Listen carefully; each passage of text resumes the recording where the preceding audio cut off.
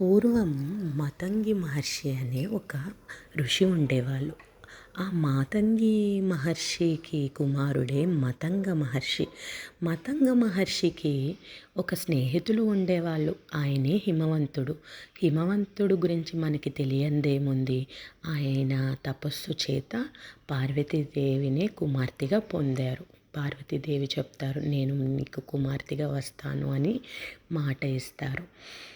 దానివలన మతంగ మహర్షి రోజు వాళ్ళిద్దరూ స్నేహితులు కదా, రోజు హిమవంతుడు ఇంటికి వెళ్ళేవారు. అప్పుడు కొంచెం ఎంచినంత బాధ కలిగేది, అసూయగా ఉండేది.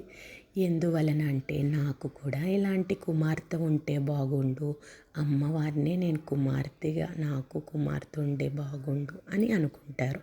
అట్లా ఆయన కూడా రోజు పొద్దున్నే పూజలు చేస్తూ ఉండేవాళ్ళు.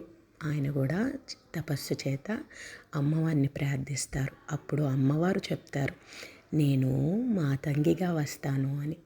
ఆ మాతంగియే మన రాజశ్యామల అమ్మవారు.